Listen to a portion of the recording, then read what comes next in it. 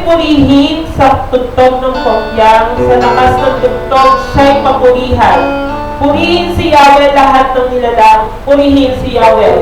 Praise the Lord! Palakpakan po natin ang ating buhay na Panginoon! Praise the Lord! Thank you, Jesus!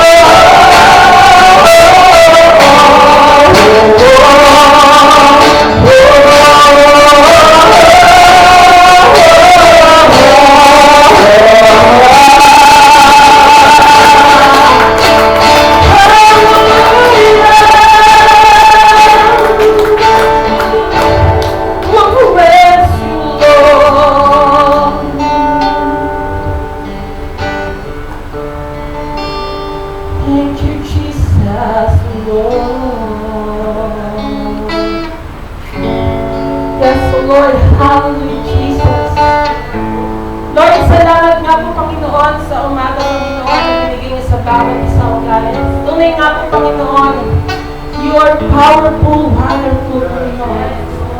Hallelujah, Jesus. Lord, lahat namang may mga dala, Panginoon, sa akin, Panginoon. Lord, we pray, Panginoon, na break it lang ito, Panginoon. In Jesus' name, hallelujah, Jesus. There is power in the name of Jesus. There is power in the name of Jesus. There is power in the name of Jesus to break every chain, break every chain, break every chain, to break every chain, break every chain, break every chain. There was a power, God. There is power in the name of Jesus. There is power in the name of Jesus. There is power in the name of Jesus to break every chain, break every chain, break every chain, to break every chain, break every chain, break every chain.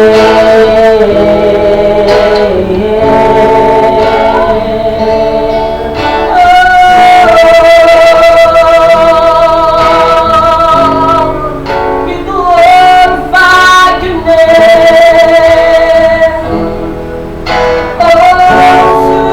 Sufficient sacrifice, so brilliant.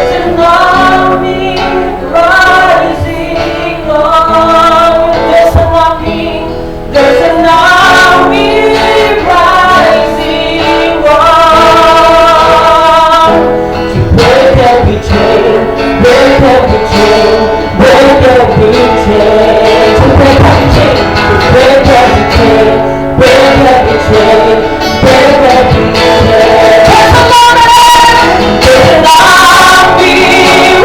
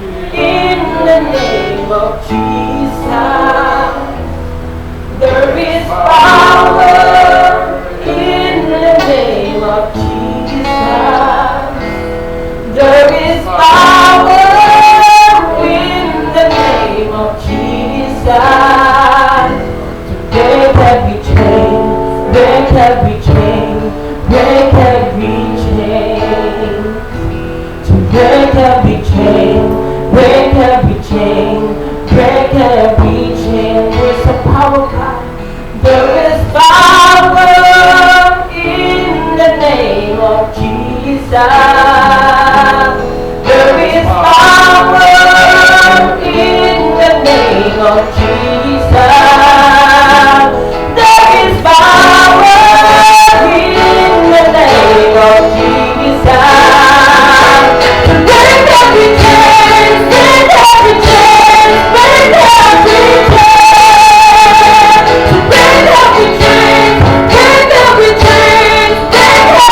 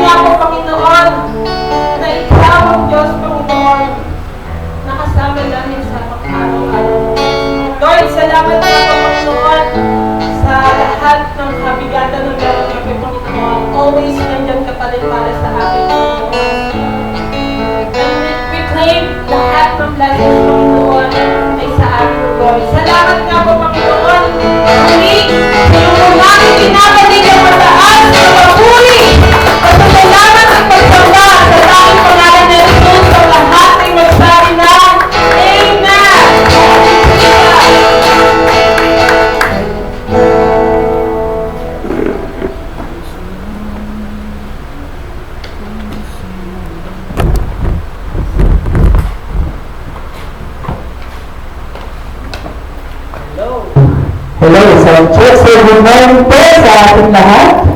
Talagang napakataas ng ang presensya niyo talaga ngayong umaga. So, salamat po dahil nakapunta kayo sa ating bahay. At ngayon po ay magbigay naman po tayo ng pasasalamat kay Lord na nagbigay sa atin ng magandang buhay. Ano po? Sige po. Sino po ang gusto magpasalamat sa nakaraang isang linggo nakalipas? Magbigay ng papuri at papasalamat sa ating Panginoong Jesus. Sige po, palakpakan po natin si Ate Jenny. Magandang umaga po sa ating lahat. Ako po yung nagbibigay papuri dahil sa, syempre po, sa araw-araw na ginawa ng Diyos, patuloy tayong binibigyan ni Lord ng kalakasan, binibigyan tayo pa ng lahat ng mga pangailangan sa araw-araw. Patuloy natin papasalamat sa ating Panginoon dahil sa kabila po ng ganitong pagkakataon, nandiyan lagi si Lord, lagi tayong ginagabayan, lagi tayong pinapatnubayan niya. At salamat din po Lord God, kahit na hanggang yung panahon, patuloy niya tayong tinitipon dito sa ating bahay-sambahan. Mapalad po tayo dahil sa tayo po ay patuloy sa gawain ng Panginoon. At noon nga po yung ating mga kasamahan sa iba't ibang outreaches ng OIC, maka-attend din po sila kasi yung po ibang mga kasamahan natin na wala, hindi pa rin po sila nagkakaroon ng gathering sa kanilang mga bahay-sambahan. Kaya tayo po ay isa sa mapala dahil nga po tayo ay patuloy ni Lord na ginagabayan, patuloy niya tayong binibigyan ng pagkakataon upang tayo po ay makapagpuli at pagpasalamat sa ating Panginoon. Kaya Lord, binabalik ko po sa iyo ang papuri, pasalamat sa pangalan ng anak ng Jesus. Amen. Hello, maraming salamat po. Sino pa po gusto magpagay ng pasalamat? Okay, so nagpapasalamat din kay Lord dahil 4 months na, naaamoy na natin ang simoy ng bagyo. Talagang napalakas lagi ng ulan. Ayan, magpapasko na talaga. So, lang yun, sideline. So, dalawa na po tayo sa ating announcement. So, una po natin ipag-pray ay yung ating coronavirus worldwide. Sabi nga ng iba ay sana'y matapos na ng December. Yung ating bansang Pilipinas, local churches po natin, pag-pray po natin. At yung pong ating God's provision and protection. So, ano na po ba yung sa panahon ngayon, ano na po ba yung ating provision at protection natin pagdating kay Lord, yung ating po mga frontliners, sila Ate Jenny po, pag-pray po natin, mga scientists, mga pamilya po natin na hindi pa nakaka-attend, ipag-pray po natin yon at pag-comfort sa isa't isa.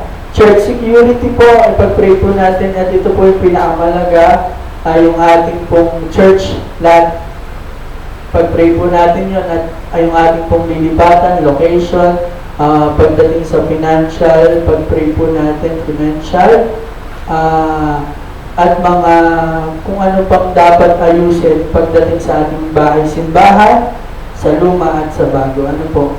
So, kung meron po tayong mga prayer request, huwag pong atuloy magsabi sa ating mga care group leaders at sa mga pastors po. Ano po? So, yun po ang ating announcement at tinatawagan na po natin si Pastor para magbigay ng mensahe. Okay, palakpak sa ating Panginoon. Okay, glory to God. Sa umaga nito, salamat sapagkat muli tayo pinagkating pagiging niya at we believe na ang Diyos ay palagi mayroong nais sabihin sa atin. Okay, at hindi lamang si Lord nagsasalita sa ating mga devotion, sa ating mga pagbabasa ng Bible, sa mga napapakinggan natin. Of course, every Sunday, we believe na ang Diyos ay mayroong palaging mensahe sa bawat isa. At naniniwala tayo na palaging sariwa ang salita ng ating Diyos. Bagamat sabihin na natin na nabasa ko na itong text na to, nabasa ko na itong verses na to, nabasa ko na ang book na to o ang chapter na to, pero naniniwala tayo that the Lord has always a plan and His words is always fresh sa bawat linggo at siyempre sa bawat araw. So sa umaga nito, isang magandang umaga sa bawat isa. Pagpalain tayo ng ating Panginoon. Ang ating pong mensahe, ating pong matatagpuan sa aklat ng mga gawa. Will you please open your Bible? Have your own Bible and open it in the book of Acts. Acts chapter 16.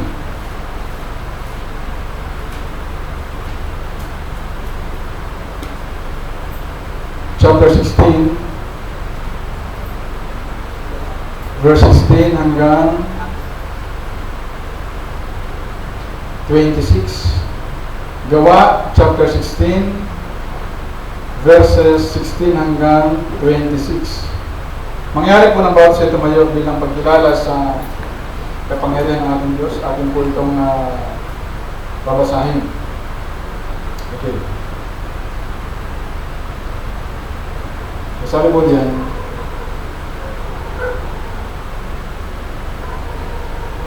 isang araw, habang papunta kami sa lugar na pinagtitipunan para manalangin, sinalubong kami ng isang dalagitang alipin. Ang dalagang iyon ay sinasaniba ng masamang espiritu na nagbibigay sa kanya ng kakayahang manghula. Malaki ang kinikita ng kanyang mga amo dahil sa kanyang panghuhula. Verse 17. Palagi kami sinusundan ng babaeng ito at ganito ang kanyang sinisigaw. Ang mga taong ito ay mga lingkod ng kataas-taasang Diyos. Ipinangangaral nila sa inyo kung paano kayo maliligtas. Verse 18. Araw-araw iyon. Iyon ang ginagawa niya hanggang sa nainis na si Pablo. Kaya hinarap niya ang babae at sinabi sa masamang espiritu na nasa kanya, sa pangalan ni Yesu Kristo, inutusan kitang lumabas sa kanya, at agad namang lumabas ang masamang espiritu. Nang makita ng kanyang mga amo na nawalan sila ng pagkakakitaan, hinuli nila sina Pablo at Silas at pinaladkad sa plaza para iharap sa mga opisyal ng lungsod. Verse 20. Sinabi nila sa mga opisyal, ang mga taong ito ay mga Hudyo at nanggugulo sa ating lungsod. Nagtuturo sila ng mga kabalang labag sa kautusan nating mga Romano. Hindi pwedeng sundin ang mga itinuturo nila. Nakiisa ang mga tao sa pag-uusig kina Pablo. Pinahubaran sila ng mga opisyal at ipinahagupit. At nang mahagupit na sila ng gusto, ikinulong sila at pinutusan ng gwardiya na bantayan silang mabuti. Kaya ipinasok sila ng gwardiya sa kaloob-looban ng selda at itinali ang kanilang mga paa. Verse 25. Nang mga hating gabi na, nananalangin sina Pablo at Silas at kumakanta ng mga papuri sa Diyos. Nakikinig naman sa kanila ang ilang mga bilanggo. Walang ano-ano'y biglang lumindol ng malakas at nayanig ang bilangguan. Binuksan ang lahat ng pintuan ng bilangguan at natanggal ang mga kadena ng lahat ng bilanggo. Tayo po'y saglit na manalangin. Aming banal na Diyos, mga Panginoon sa lahat. Salamat o Diyos sa inyong salita. Nawa kami ay magkaroon ng katutunan at hayaan mo Diyos na palagi namin tingnan Panginoon ang iyong mga katuruan sa bawat salita ng aming binabasa at nabasa. Sa umagang ito, ang iyong lingkod ipagpalain mo at nawa o Diyos ang iyong kapangyarihan lamang ang siyang makita Panginoon. Kaya mo Lord na ako makapag-preach with boldness of God, and I just allow the Holy Spirit of God to be my guidance, and we also pray for the anointing of the Holy Spirit in the name of Jesus. Amen and amen. Palakpakan po natin ang ating Panginoon. Hallelujah. Praise the Lord. Praise you, Jesus. Okay, so ang ating pong binasa ay very familiar at ito po ay palagi na natin napapakinggan. But of course, we believe na ang salita ng Diyos ay palaging mayroong tinatawag na fresh revelation. Okay? Kahit ang salita ng Diyos palaging napapakinggan, the moment ang Diyos ay mangusap na sa iyong pagbasa muli dito, naniniwala tayo na ang Diyos ay mayroong palaging mensahe sa kanyang salita na ating binabasa. Okay? So I would like to ask each one's attention na patuloy po tayo magbigay ng 100% na attention sa ating pong preaching. Hindi lamang ngayong umaga, kundi sa mga susunod na mga preaching, kahit sino pa yung tuturo. There are some more focus on the Word of God. Okay. Ang ating pong pamagat ng pag-aaral sa umagang ito ay, sabi dito, freedom behind bars. Freedom behind bars. Kalayaan sa likod ng rehas. When we say kalayaan, ito ay pumapatungkol sa ating binasa. Obviously, ang kalayaan na binabanggit dito ay yung mapalaya sila Pablo at Silas doon sa pagkakakulong nila. Freedom behind bars. Ngayon, kung lalagyan mo ng symbolical ng bars, o yung sabihin na natin ang mga rehas, pwede mo lagyan ito ng interpretation na hindi lamang literal na rehas, na kung saan ang mga tao ay mahirap makalaya dito sapagkat ito ay metal, sapagkat ito ay bakal. So, sa ibang interpretation o application, pwede mo siyang gawing mga rehas na kung saan ay kumukulong sa ating mga damdamin, kumukulong sa ating mga spiritual na buhay na kung saan alam natin na maraming tao sa ngayon ang wala pa rin kalayahan sa spiritual na pagkabulag. O may mga paniniwala na kung saan ang paniniwala ito ay hindi ayon sa kalooban ng Diyos. May mga prinsipyo minsan na hindi ayon sa kalooban ng Diyos. May mga paniniwala na kung minsan ay natutunan lamang sa kanilang mga ninuno o mga kasabihan o mga tinatawag na tradisyon na hindi naman talaga nanggaling sa salita ng Diyos o hindi ito nagmula sa Biblia. So maraming tao ang kinakailangang mapalaya ng salita ng Diyos. At alam natin sa aklat ng Lucas na sinabi doon na si Kristo ay dumating para palayain ang mga bihag. Amen? At naniniwala tayo na ang Diyos talaga ay mayroong purpose kung bakit isinugo niya si Kristo dito sa lupa. Okay? Isa dyan ay yung palayain ng mga bihag sa maling paniniwala, sa tanikalan ng diablo, sa spiritual na pagkakabulag. Ang Diyos ay isinugo niya si Kristo para tayo nga ay bigyan ng kalayaan. At I believe na maraming hindrances na ang mga tao ay mapalaya dito. Amen? So sa ating pag-aaral, sabi ko nga, ang ating pamagat ay freedom behind bars. Kung ating lalagyan ng summary, itong sila Pablo ay magpe-pray sa kanilang lugar na pinapanalanginan. At mayroong dalagitan na kung saan ay inaalihan ng masamang espiritu at sinasabi na pinapabili ang mga taong ito ay nangangaral ng salita ng Diyos. Okay lang sana kung one time. Kaya nga lang, araw-araw, yun ang sinasabi. So ang dating nito parang insult na kila Pablo. At ang ginawa ni Pablo, hinarap nila yung babae at kanila itong pinalaya. Diniliber nila ito. Pinalaya sila ng masamang espiritu, yung babae ay nag-deliver. Kaya nga nangyari, na wala na nakita yung kanilang mga amo.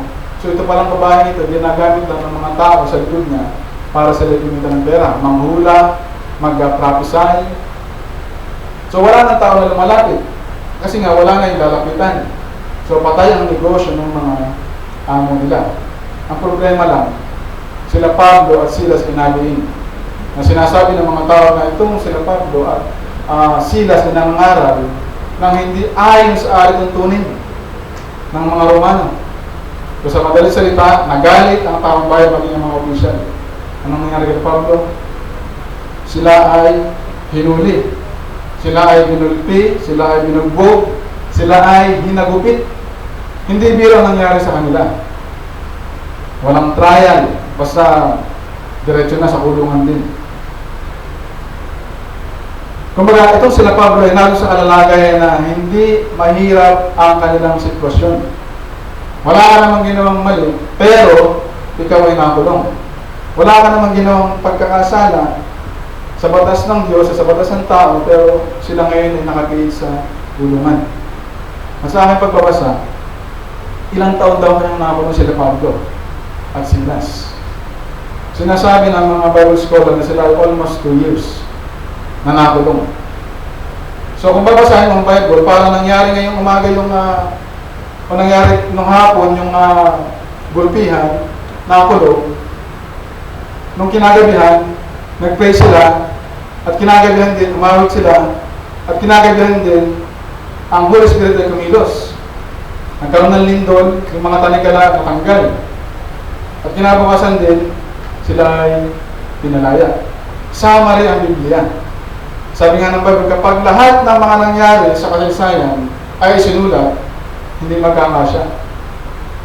Hindi mo pwede may compress sa Bible ang lahat ng nangyari. Kumbaga summary lang talaga. So almost 2 years na itong sila Pablo at si Silas ay nakulong. Sino po ditong mga nakulong na? Tayo nakulong ng 6 months. Gawa ng pandemic. Anong ating damdamin? Parang gusto natin lumaya. Gusto natin lumabas ng bahay, maggala, mamasyal. Kung tutusin, Para naka-house arrest lang tayo. Wala ka pang tanikala, kumpleto ka pa sa pagkain, at napakalibre pa na mag-internet. Pero parang gusto mong lumaga. How much more, itong sila Pablo na almost 2 years ay nakulong. Sa kanila, ang kulungan na hindi basta-basta. Kung magre-research ka, yung mga kulungan na hindi kagaya sa atin. Na, okay, siksikan kayo, pero hindi kayo nakagapos. Hindi kayo nakatanikala. Sila hindi eh. Kung babalikan mo yung kulungan nila, kung mag-research ka, talagang sila ay nakagapos. At yung kanilang paa, ganun din.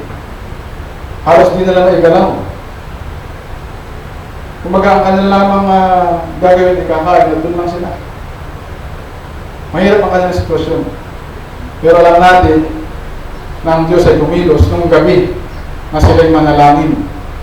Naramdaman natin hindi lamang one time sila nag-pray. Maaaring na series of prayer, series of singing, series of praying in tongues. But isang gabi, nangyari ang isang pagkilos ng Holy Spirit. Habang sila umaawit, habang sila nag-pray, kumilos ang Holy Spirit. At ang nagkaroon ng matinding lindol sa kapaligiran, sila ay nakalagan sa kanilang mga pagkakatanikala. Lahat ng mga biyag doon. At ang proof dyan, itong mga bantay ay gusto na magpakamatay sa pag-aakala na siya natakasan ng mga biyag. So, gusto ko makita natin dito na sa verse 25, ng mga hating gabi na, nananalangin sina Pablo at Silas at kumakanta ng mga papuri sa Diyos, nakikinig naman sa kanila ang ibang mga bilanggo. Verse 26, walang ano-ano'y biglang lumindol ng malakas at nayanig ang bilangguan. Nabuksan ang lahat ng pintuan ng bilangguan. So everybody can run. Lahat ay pwede na tumakas.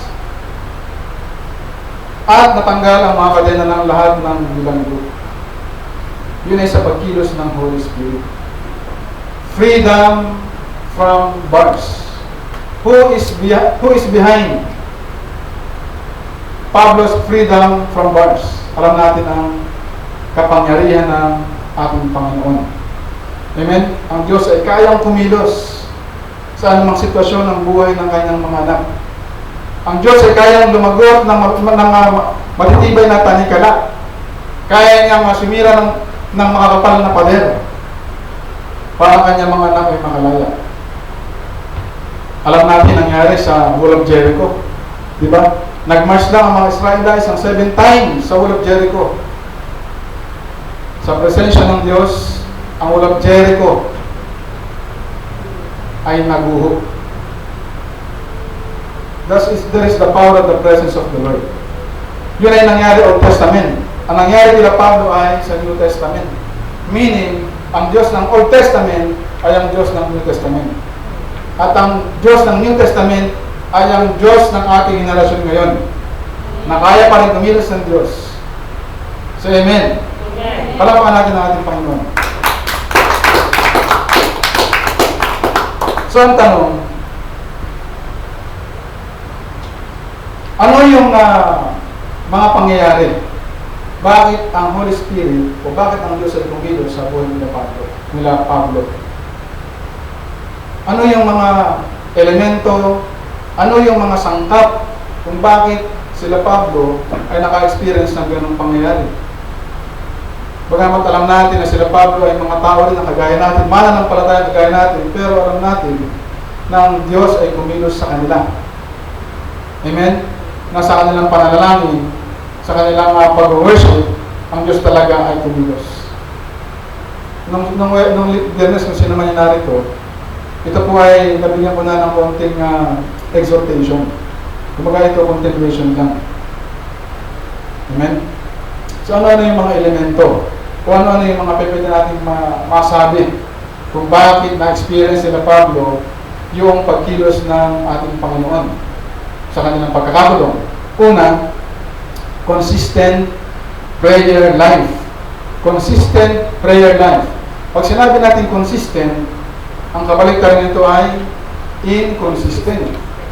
Pwedeng masipag ka ngayon, magtrabaho, after 2 weeks, tamad na. Tama. Masipag ngayon mag-toothbrush, araw-araw, after 1 week, hindi na naman nag-toothbrush. Masipag mag-aral, okay, module tayo, sipag mag-aral. 1 week, dire-diretso talagang napakasipag. Pero after 1 week, yung second week na tamad na. Nag-iiyak na, lalo yung mga bata, talaga naman nag-iiyak. Hindi sanay, ang gusto ay maggala ng maggala at mag-cellphone ng mag-cellphone. Consistency, ang ibig sabihin nito yung dire-diretso. Dire-diretso mong gagawin ng isang bagay, ano man ang sitwasyon. Amen? Gagawin mo siya ng dire-diretso kahit minsan parang may hadlang. Amen? Gagawin mo siya ng dire-diretso kahit minsan parang inaanto ka na. Gusto mo nang matulog. Magpipray pa rin, hindi matutulog na. Sabi ng Bible, pray without ceasing. Manalangin tayo ng walang humpay. Hindi naman sinabi na manalangin ka ng dire-diretso. Ang sinabi lang, manalangin ka ng walang humpay. Ibig sabihin, kahit ang Diyos parang hindi tumutugon, keep praying consistently. Amen? Ano man ang sitwasyon ng buhay natin, keep praying consistently. Kahit sabihin mo, hindi nangyayari ang aming panalangin, parang wala nangyayari, keep praying. Kasi hindi mo alam na bigla na lang dadating ang sagot ng ating Panginoon. When Pablo and Silas praying, biglang dumating ang miracle ng Panginoon. Biglang lumindol ng napakalakas. Hindi mo alam kailan talaga tutugon ng Diyos sa iyong panalangin. Pero ang dapat natin gawin ay keep praying. Sa verse 16, isang araw, habang pupunta kami sa lugar na pinagtitipunan para manalangin.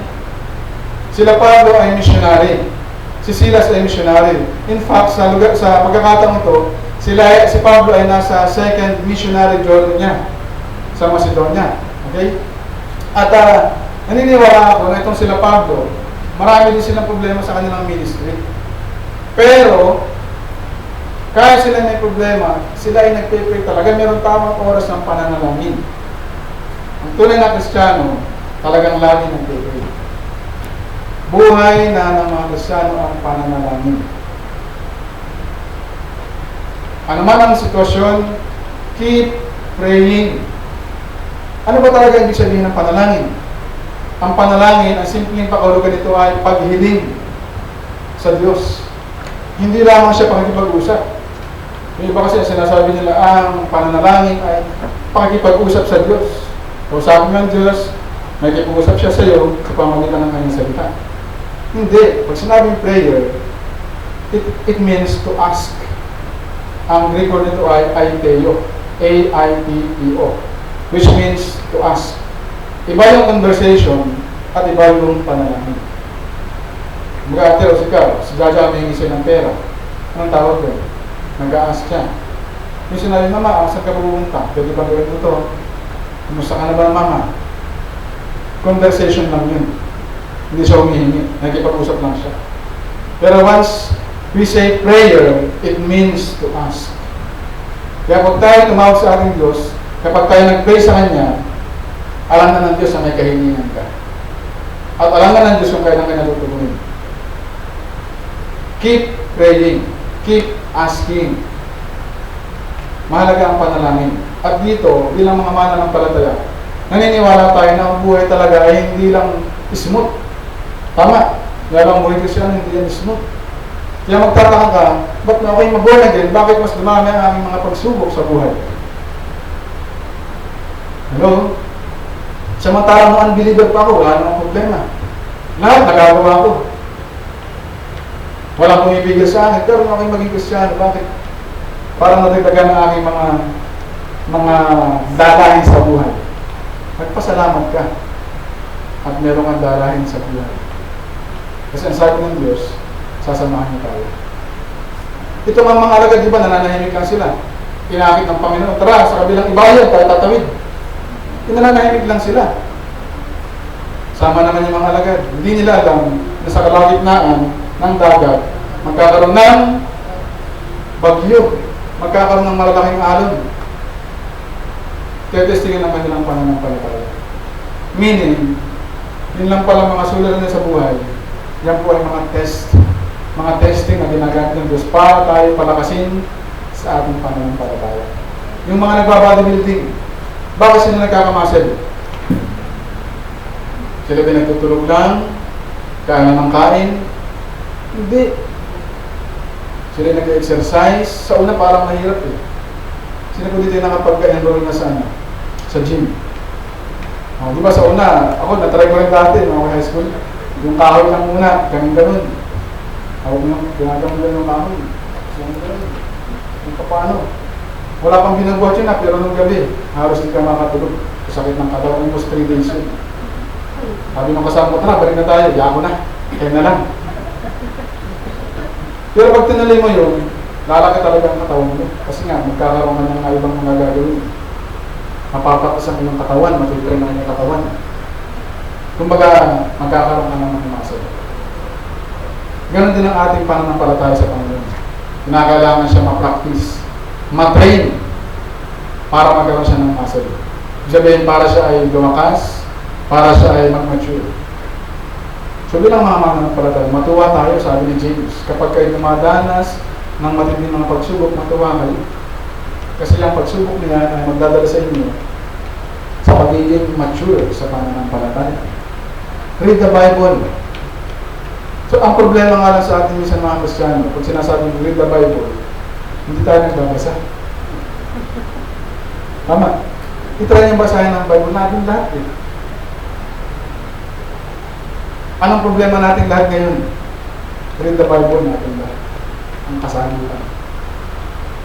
Kaya minsan parang kapag magbabasa ka ng Bible, parang bigla kang sinasampal. Kasi makikita mo din yung sagot na kung saan hanap kung saan pero ang ang kasagutan. Try to read the Bible. The Bible is true to His words. Natotoo ang sinabi ng Diyos na palaging meron sa kanyang kapahingahan. Meron sa kanya laging comfort. Matthew 11:28. Lumapit ka sa Panginoon, palaging may comfort din.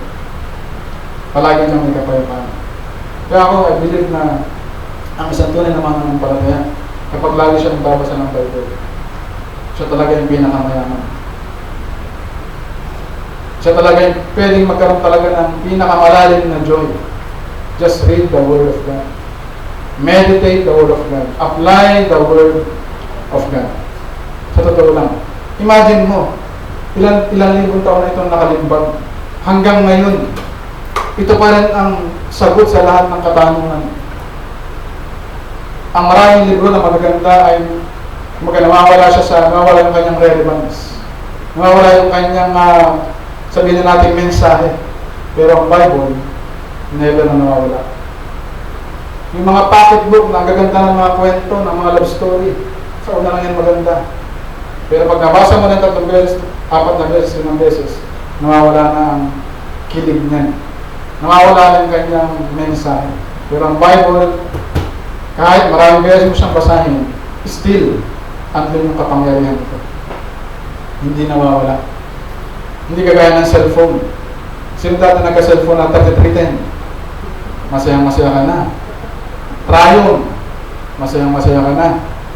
5110, masayang-masaya ka na. 3210, masayang-masaya ka na.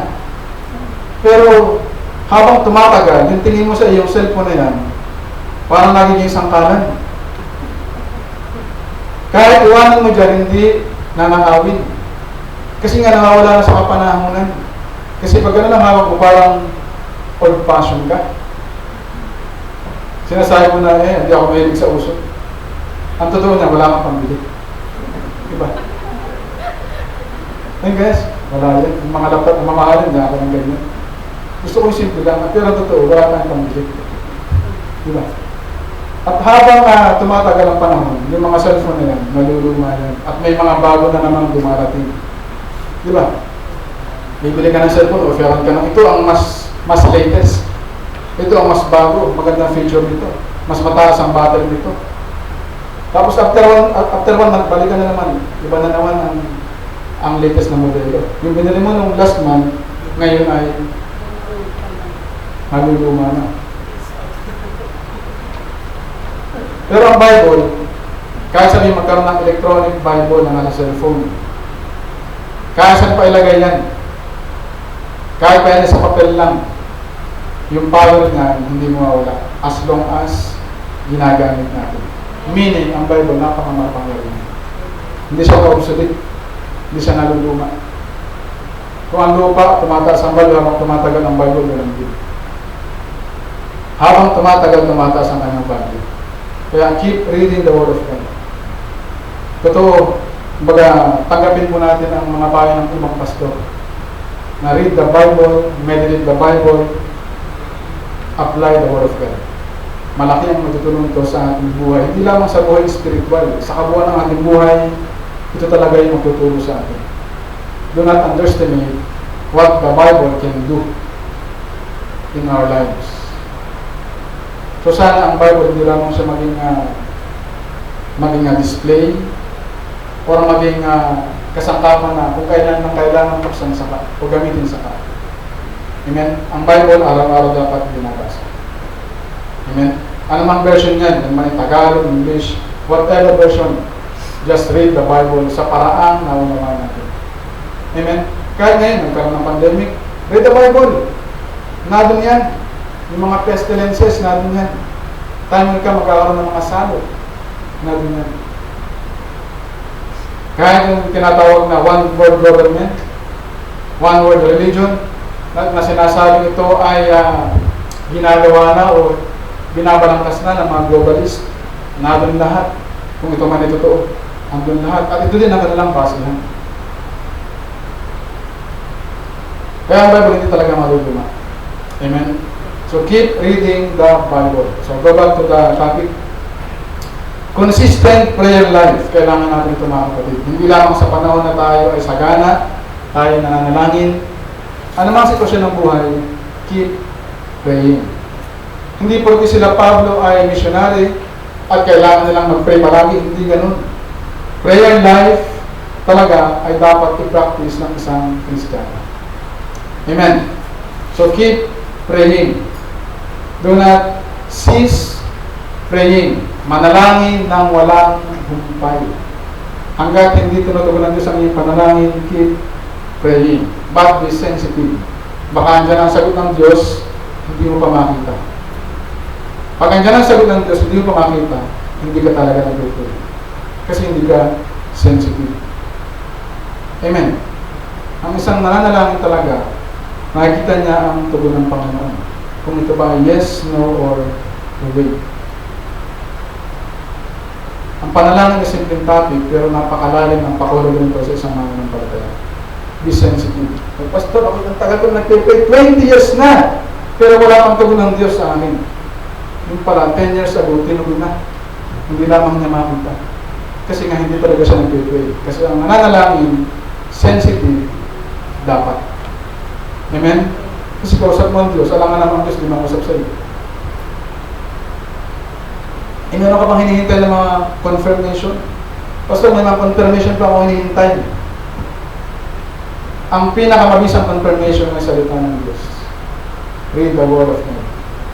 Okay? As ang Diyos mangusap sa atin. Okay.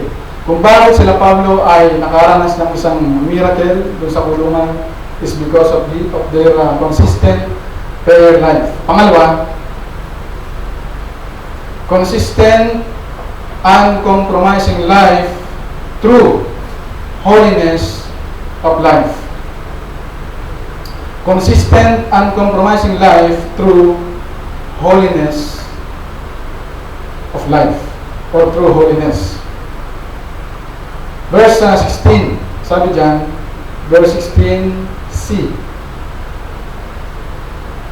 Sinalubong kami ng isang dalagitang alipin. Ang dalagitang iyon ay sinasalipan ng masamang espiritu na nagbibigay sa kanya ng kakanyang manghula. Malaki ang kinikita ng kanyang mga amo dahil sa kanyang panghula.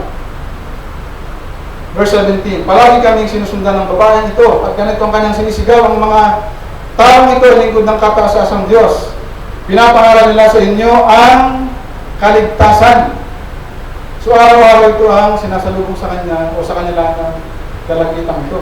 When we see Dalagita, hindi pa talaga siya yung, alam mo yung, hindi pa talaga siya adult. Okay? Maaaring siya ay 12, 13, 14, 15, mga ganyan. At ginagamit na siya ng Diablo. Kung tutusin, pwede maging proud sila Pablo.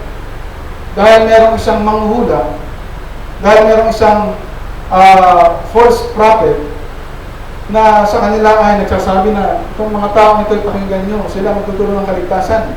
Bagamat ang babaeng ito, mali ang kanyang ginagawa, ang ganda ng kanyang intensyon, promoting Paul and Silas in order to preach the gospel. Ang ganda ng motibo ng babae. Kaya nga lang ang pinanggagalingan ng babaeng ito ay hindi ang Holy Spirit of God. Kaya parang pwedeng matukso sila Pablo na sabihin niya na, okay, paniwalaan nyo kami. Kasi nga, meron kaming confirmation, itong babaeng ito nagsasabi na kami nga nangangaral. Verse 18, araw-araw iyon ang ginagawa niya hanggang sa nainis na si Pablo, kaya hinarap niya ang babae.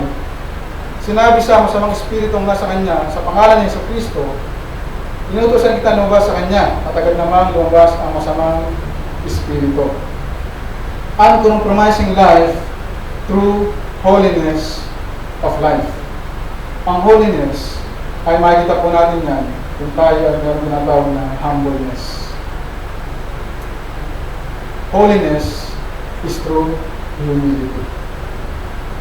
Alam natin na sila Pablo ay nagpapakumbaba sa harapan ng Diyos. Kaya bagamat itong babaeng ito ay nagsasabi na sila ay mga lingkod ng kataasan ng Diyos, nangangaral ng salita ng Diyos, dahilan sa alam nila Pablo na masama ang maging mapagmataas. At alam nila na ang motibo na talaga nila ay mag-preach lamang ng salita ng Diyos, kaya hindi sila nag-compromise na kumbaga umayon sila doon sa sinasabi ng babae na kami nga ay mga lingkod ng Diyos at nagtuturo ng kaligtasan. Temptation kasi yun.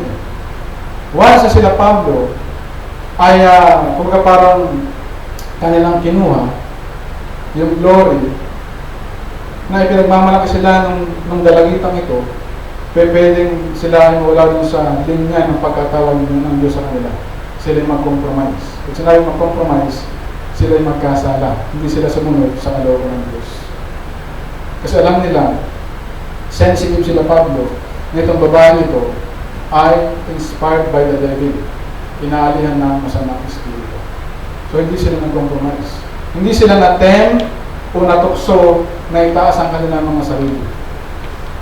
Uncompromising life through holiness. Ito yung mangyayari kung sila ay humble. Mayroong kapakumbabaan. Sila Pablo, punong-puno sila ng humility. Ay hindi malamang sila natin na kami nga yan. Maraming naligtas dahil sa amin. I-compare mo ngayon ang ating kapanahonan. Sa totoo lang, ang daming mga proud na nangangarap. Makikita natin sa television na talagang makikita mo na ang buhay nila ay punong-puno ng kaparaluan. Sinasabi nila na sila ang sugo, sinasabi nila na sila ang Kristo. Abomination yun. That is abomination to the Lord. Kaya sabihin, ang daming miracle na nangyayari, ang daming milagro na nangyayari sa iyong ministry, wala pa rin tayong karapatan na magsabi na dahil sa akin. Kaya lumago ang gawain. Dahil sa akin, kaya maraming gumaling. Wala yan ganun. Sila Pablo, ang dami nilang napagaling. Sila Pedro, ang dami nilang napagaling. Pero wala man lang onsa ng kayabangan o pride ang makita sa kanila. Bagkos, sila naging humble at nagpatuloy sa Panginoon. Isa sa dahilan kung bakit na-experience nila Pablo ng miracle is because of the uncompromising life. They live in holiness. Ang isang mananalamin ang isang nagpe-pray talaga sa kanyang Diyos. Siya nabubuhay sa kabanalan. So, amen. Mahalaga ito. At sila Pablo ay ginagawa nila yun. They live in prayer consistently. They live in holiness. Ang Diyos ay hindi kikilos kung wala ang kabanalan. Because God is holy. Amen? They that worship the Lord must be holy. So, hindi nagtagumpay ang babaeng ito. Sabihin na natin, hindi nagtagumpay ang diablo. Masirain ang mission nila Pablo sa lugar na yun. Okay, next. Number 3. Verse 19, sabi dito, nang makita ng kanyang mga amo na nawala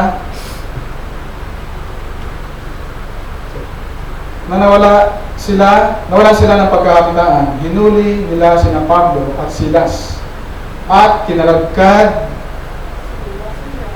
sa plaza para iharap sa mga opisyalis ng lungsod. Sinabi nila sa mga opisyal, ang mga taong ito ay mga Hudyo at nanggugulo sa ating lungsod. Nagtuturo sila ng mga kaugaliang labag sa patusang Romano. Hindi pwedeng sundin ang mga itinuturo nila.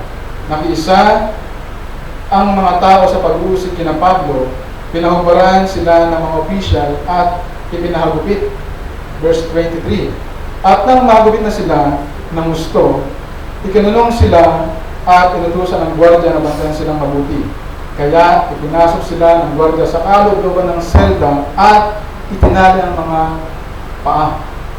Ipinabugbog, ipinahagupit, ipinakulong, at doon pa sa kaduluduluhan. At meron pang bantay at meron pang tanigala. Imagine, ang ganda ng ginawa, pero ang kapalit, hirap at sakit. Pangatlo, paano na-experience ng Pablo yung kalayaan at miracle ng ating Panginoon? Consistent dependence on God. Consistent dependence on God. Yung alam mo na ang iyong dependency ay ang Diyos. Pag sinabing complete dependence or consistent dependence on God, si Lord ang bahala. Si Lord ang bahala. In silence, si Lord ang bahala. In troubles, si Lord ang bahala.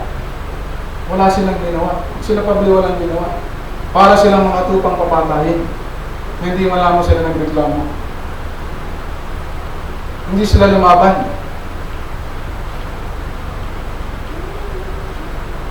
Nagpaubaya lang sila, hinayaan lang nila na sila ay saktan, sila ay gawa ng hindi maganda. O yung bugbog parang okay lang yun. Pero hagupitin ka ng latigo, hindi nuro yun. Ang mga Romani kilala sa parusang hagupit. Diba sa mga pelikula, yung kahit nga yung latigo lang, diba? Sakit yun. Hindi natin alam kung anong klaseng latigo o pangagupit ang ginamit sa kanila. Pero ano man yan, ito yung masakit. Buhubaran ka, tapos latigohin. Masakit yun. Pero alam nila Pablo na ang kanilang dependence ay sa ating Panginoon. Hindi sila na-bother. Hindi sila, kumbaga nagkaroon ng tinatawag na pagka-rebelde o pagka-aklas. Huwag yung gawin sa amin ito, hindi. Nagpaubaya lang sila. I believe na ang isang mananampalataya, handa silang tumanggap ng persecution. Amen. Handa silang tumanggap ng hirap para sa kapakanan ng salita ng ating Diyos. Even Christ, hindi nagkamali, hindi nagkasala. Pero bakit gano'n nangyari sa Kanya? Alam natin na sa huli, may tinatawag na tagumpay. Amen. Alam natin na sa huli, may tinatawag na triumph. Alam natin sa huli, may tinatawag na premyo ang ating Panginoon. Paul and Silas keep composed. Yung kanilang composure ay nandun. Kahit nasaktan ng kanilang mga katawan, ang ang kanilang mga damdamin nasaktan, ang kanilang siguro mga ugat ay sumasakit din. Pero sila nagtiis. Minsan ang mga Kristiyano kinakailangan magtiis. Para mas makita natin ang kalooban ng Diyos sa ating buhay. Pero alam natin na ito ay natatapos. Alam natin na ito ay humihinto din. At ang Diyos ay kikilos. Consistent dependence on God. Sa bawat panahon, tayo man ay nasa karangyaan o nasa hindi karangyaan, complete dependence on God must be displayed. Especially kung nasa panahon nila Pablo, mas kinakailangan natin mas kinakailangan ng dependence. Kung tutusin, helpless sila eh. Hindi naman sila taga ron. Halos wala silang kakampi. Kundi yung ilang kapatiran lang, mga kanilang nasira. Complete and consistent dependence on God alone will lead to God's miracle. Lastly, number 4.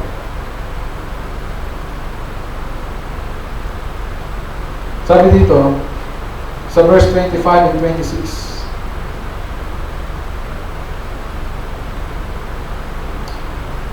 Nang hating gabi na, nananalangin sina Pablo at Silas at kumakanta ng mga papuri sa Diyos. Nakikinig naman sa kanila ang ibang mga bilanggo. Verse 26, walang ano-ano, biglang luminggo ng napakalakas.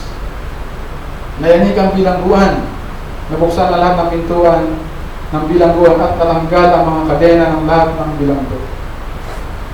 Paano maranasan ang kalayaan at ang miracle ng Diyos behind bars sa buhay nila Pablo? Number 4, consistent devotion to God. Consistent devotion to God. When we say devotion, hindi lamang ito pagmamahal, kundi yung iyong personal na relasyon sa Diyos ay hindi nababago ano man ang mangyari. Na yung iyong panalangin, yung iyong pag-awit, hindi nawawala. Consistent yun. So when we say devotion, ito yung araw-araw na ginagawa natin.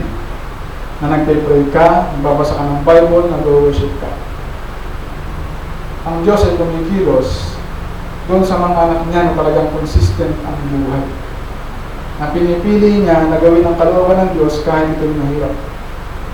How can you worship the Lord kung ang iyong mukha ay masakit? Ang iyong likod ay masakit? Ang iyong buong katawan dahil kung sarado ka ay masakit? How can you worship the Lord? How can you sing a song kung gano'n ang sitwasyon? Pero dahil nga consistent itong sila Pablo, they experience the work of the Lord. They experience the wonderful work of the Lord during that night. Amen. Hindi kinakailangan ng lagaring bakal para yung reyes ay masira. Hindi kinakailangan ng maso para masira ang mga pader. Pagkilos ng Diyos, nagkaroon ng kalayaan. God works in a mysterious ways. God works according to His power. God works liberally. God works in each one's lives as long as we are consistent in our prayer, consistent in our uncompromising life through holiness, consistent dependence to God, and consistent devotion. Itong mga bagay nito, itong mga elementong ito, itong mga sangkap nito ay mahalaga para ang Diyos ay makilos sa atin personally. Sila Pablo at Silas, physically, naturally, sila ay bihag. They were behind bars. Meaning, ang hirap nila ay sa damdamin at sa physical. Siyempre, naalala nila ang kanilang mga mahal sa buhay, ang kanilang mga pamilya, naalala nila. masakit yun. Pero sila behind bars, anong gagawin mo? Walang opportunity na tumakas. So ginawa nila, they keep praying. Napalaya sila physically, emotionally. I believe na tayong mga mananampalataya ay ganun din. Maaaring tayo ay physically malaya, mentally malaya. Pero spiritually, may mga humaharang sa atin.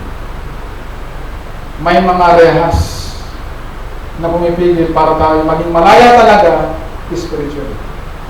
O maaaring physically malaya tayo, but emotionally, marami tayong mga dinadala sa ating mga bibig, dinadala sa ating buhay, dinadala sa ating isipan.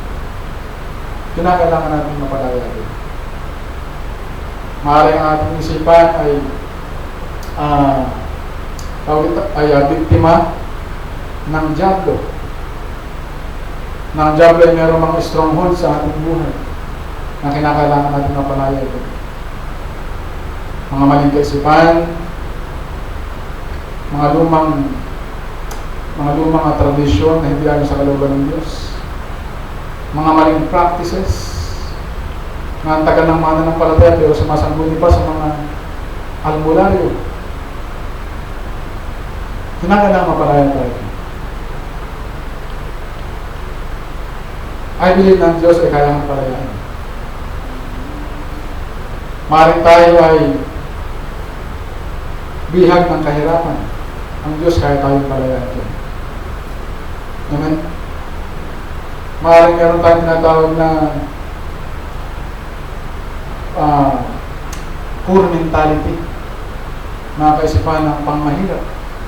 Totoo lang ang Diyos ay mayaman at kinakailangan natin manampalataya na tayo pagpalain ng Diyos para makapamuhay tayo ayon sa kanyang kalooban. We need freedom. Kung napalaya ka na spiritually, tinanggap mo na si Kristo, okay yan. Pero minsan, emotionally, tayo ay bihag ng diablo.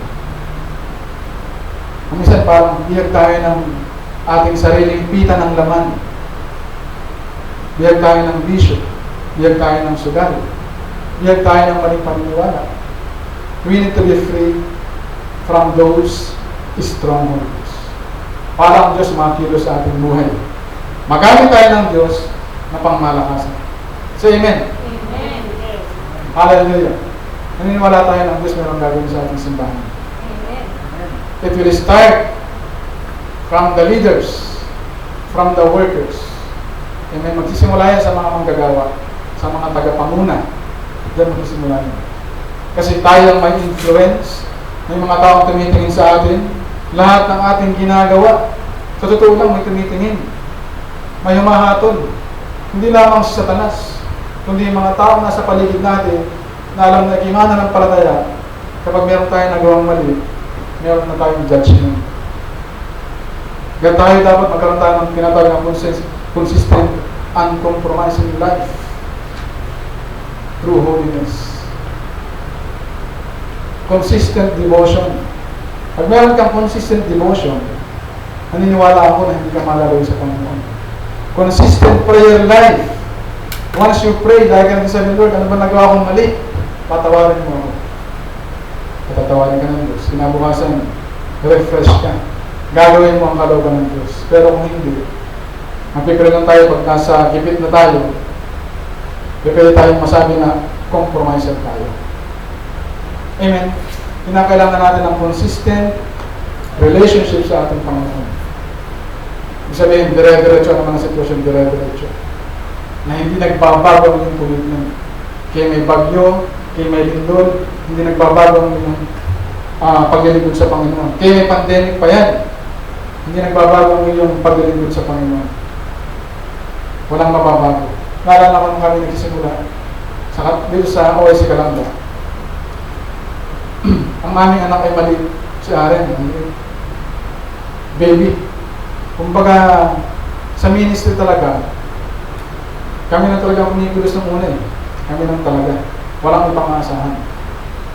Kaya kasabihin na baby o ilang araw pa lang pinanganak, sisimba yan. Hindi pwede sisimba. Kasi pag hindi siya sumimba, solo lang ako sa church na mag-preach sa aking sarili. Kaya dapat meron akong audience kahit dalawa. Okay lang yun. Kahit saan pumunta, kahit Bible study o recitation, sama lagi. May mga pagkakataon nga na binabaha tayo, pero dire-diretso. May pagkakataon na talagang ang lakas ng ulan, bumabagyo, dire-diretso. Walang makapipigil. Yan tinatawag na consistency. Walang pamasahe, walang hadlang ang pamasahe, maglalakad tayo. Basta makapunta ng gawain. Walang hadlang sa gawain ng Diyos. Ang pera hindi hadlang para tumuloy ang gawain ng Diyos. Hindi ako isimba kasi wala akong pang-offering o pang-tithes. Ang mahalaga natin ka. Amen. Ang mahalaga natin tayo. Totoo lang, ang gawain ng Diyos wala talagang nakakahadlang. Sabi nga, huwag natin gawing hadlang ang salapi para tayo hindi makapalingkod sa Diyos. Kagaya ng church natin, ng local natin pinag-declare. Alam natin na hindi hadlang ang pera para tayo matuloy dito. Kasi ang Diyos kayang kumilos. So long as tayo consistent sa prayer life, uncompromising ang buhay natin, consistent, dependent sa Diyos, at devoted sa ating Panginoon, nothing is impossible. Look at the example of Paul and Silas. Na nakakagulat. Parang kwento lang ba to o ito ba ay talaga nangyari? Ito'y totoong nangyari. Recorded sa Bible. Canonized. Sinukat. Pinag-aralan. At napatunayan totoo at naganap. Ang Diyos ay mabuti noon, mabuti din ngayon. At kaya pa rin niyang kumilos. At gumawa ng miracle sa ating buhay. Hallelujah, praise the Lord. God po tayo napag manalangin. Aming Diyos, salamat sa iyong kabutihan at katapatan, Panginoon. We praise you and we worship you. At kaya mo, Diyos, na palagi ka namin nabigyan ng parangal sa aming buhay, Panginoon. Makita mo lang ang aming buhay na umaalay sa iyong mga iniwang salita, Panginoon.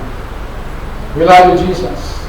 We love you, Lord. Hayaan mo, Panginoon, na magkaroon kami ng tinatawag na consistent prayer life, consistent, uncompromising life, consistent devotion to you alone, and consistent, devoted life in Christ. Salamat po Diyos sa umaga nito sa pangalan ni Jesus. Amen and amen. Palakpakan po natin natin Diyos. Hallelujah.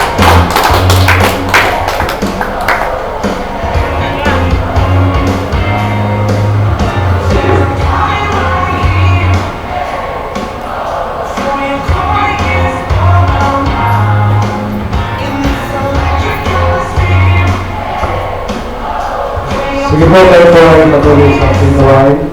Ating pong ipanalangin ng ating tithes and offering. Hallelujah, hallelujah. Dakilang Diyos na makapangyarihan sa lahat. Maraming salamat po, Panginoon, sa napakagandang umaga nito, Panginoon. Na punong-puno po ng iyong pagpapala at biyaya, Panginoon. Kami po, Panginoon, ay lubos na nagpapasalamat sa lahat-lahat po, Panginoon, ng aming natanggap na mga blessing, Panginoon. Financially, materially, physically, at spiritually, Panginoon. Maraming salamat po, O Diyos.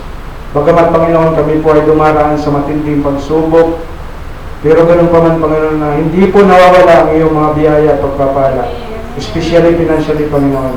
At ganun rin po, Lord, sa lahat po ng aming mga tinatangkilik, maraming salamat po. Kaya naman po, Panginoon, sa umagang ito, amin pong pinapasalamatan at itinataas sa inyo ang aming mga nakayanan at lahat, Panginoon, ng mga pagsisikap namin. Ito po yung bunga, Panginoon, ng aming pananampalataya sa iyo. Kaya Lord, maraming salamat po. Patuloy niyo pagpalain ang mga trabaho, ang mga negosyo ng bawat isa, Panginoon, ng inyong mga anak, ng lahat ng mga mananampalataya. Salamat po, Panginoon. Sa iyo po ang papuri at pasasalamat sa pangalan ng iyong anak na si Jesus. Amen.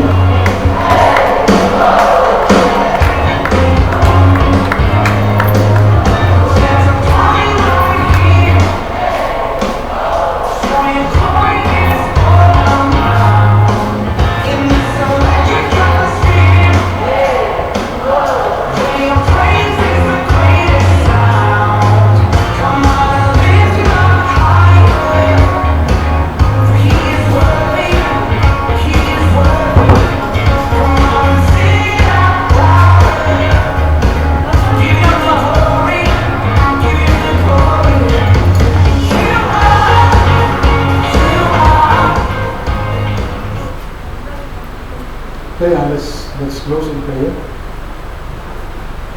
Lahat po tumayo.